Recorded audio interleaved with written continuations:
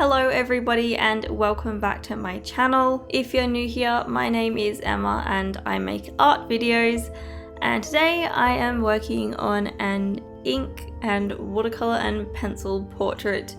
And for this week's video I really struggled with what to actually create. I just wasn't really feeling that inspired. I didn't really know what to do, and I spent a lot of time just thinking, which I find I tend to do anyway. A lot of the creative process is just, thinking and not doing, although I think when you're actually doing, physically creating more work, it does work out to be productive.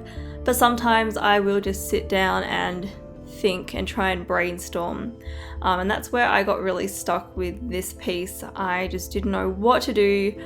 I was like, maybe I should just paint some flowers or something, and then I was like, no, I don't mind painting flowers, that is really fun, but personally I like drawing faces. You may have realized that by now. So I was like, look, I'm just going to draw a portrait. For me that's kind of like the easiest thing to start off with, and then from there I can build up the character. So for this piece I just started with a front-on portrait. I wasn't using a reference image at all, so this was just from my mind, and the first thing I decided was that she doesn't have any eyes, and this is very similar to previous work that I've created. It's very similar to some paintings I made while I was at uni, and also very similar to an ink and watercolor piece that I did, when was that now? It was sometime last year, between mid last year to the end of the year. So I was kind of going for something similar to that. And then I decided that she didn't have a body, so basically she's just like a floating head with hair with no eyes and obviously no body if she's just a floating head.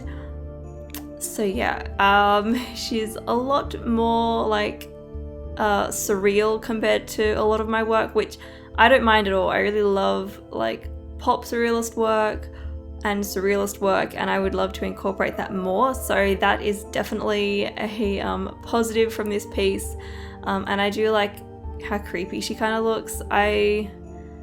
I do like to make work that is a bit more on the creepy side sometimes. And then I thought, you know what? Why don't I just make her floating in space? So she's just some space chick, probably not human type thing. I don't really know. There's not always a clear story or reason behind artwork, and for this one the idea definitely kind of grew as I was creating. I kind of added different things and different elements as I went. So yeah, that's kind of her story at the moment.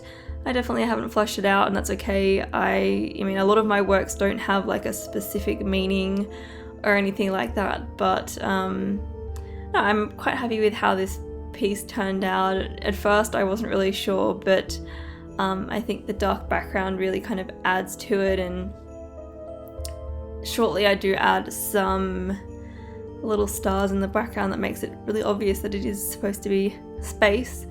But yeah, no, I was pleasantly surprised, and I was definitely feeling a bit more inspired by the end of the piece. Like I said before, I didn't know what to make.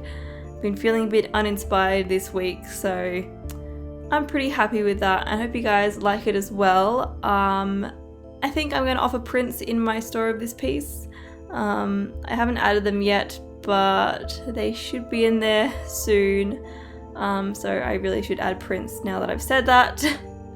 But yes, anyway, this piece is going to be ending shortly.